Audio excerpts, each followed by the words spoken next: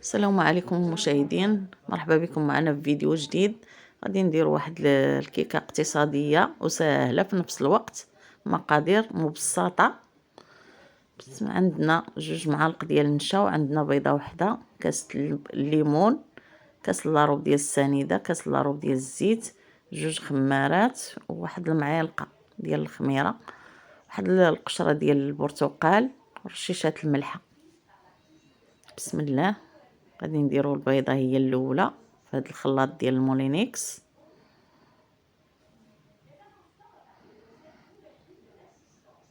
غادي نزيدو عليها هاد القشره ديال البرتقال محكوكه، وواحد رشيشات الملحه.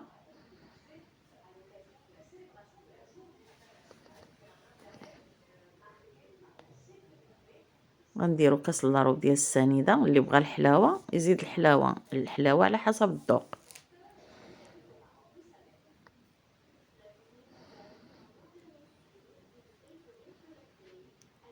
غادي نديرو كاس لاروب ديال الزيت نباتيه،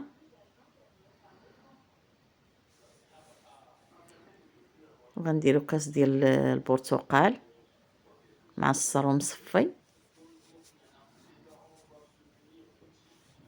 وغادي نطحنو دابا في الخلاط. غندير واحد نص كاس ديال الماء سخون، وغادي ندير واحد المعلقه ديال الخل. كلشي غنخلطوه في دقه واحده، والمقادير غنخليوها لكم في صندوق الوصف.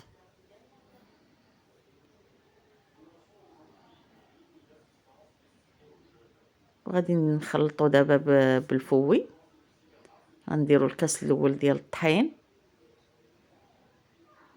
الخاص بالحلويات، وغندير واحد 2 معالق ديال النشا،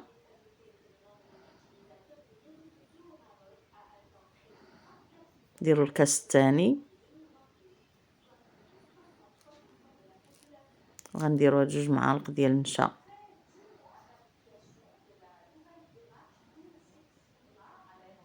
حتى هما غنديروهم مع الطحين، وغادي نخلطو. وعاد واحد نص كاس ديال الطحين باقي لينا، غنشوفوا واش غنزيدوه ولا لا. نشوفوا، حيت كاين الطحين اللي كيشرب، كاين اللي ما كيشربش. نديرو 2 خمارات من نوع 7 غرام 7 غرام.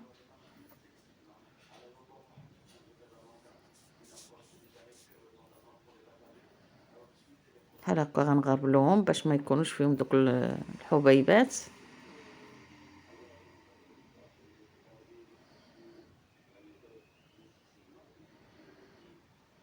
واحد نص معلقه شايطه ليا في هذا الكيس هذا ديال الخميره، غنزيدها. هذه اختياري ماشي ضروريه، اي ما بغيتهاش تضيع وصافي.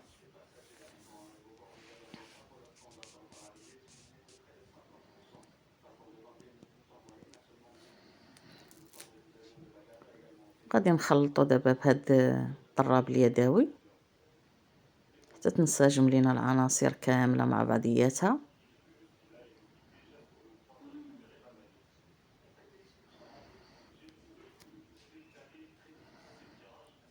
وغنزيدو داك نص كاس، غنزيدوه، يعني غتاخد لينا 2 كيسان ونص و2 معالق ديال النشا باش نكونوا واضحين.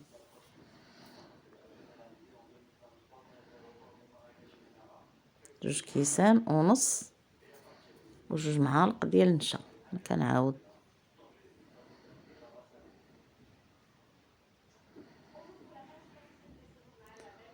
غادي نخلطو مزيان.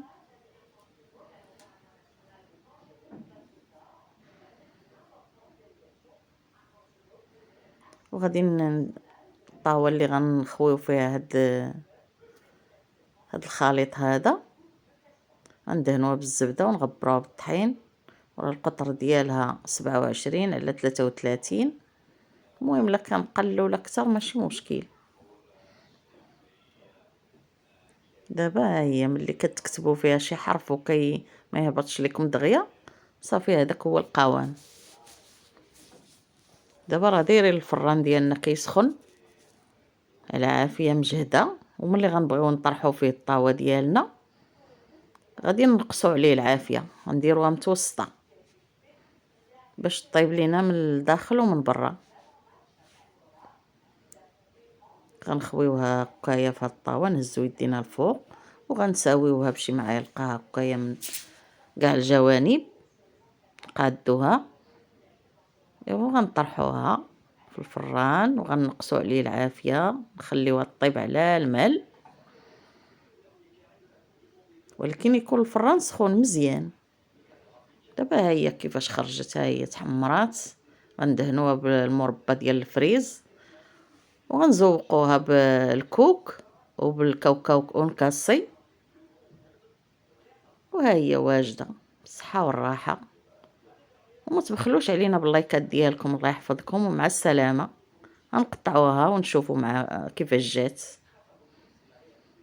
ها هي كيفاش جات رطبه، المذاق ديالها يا سلام.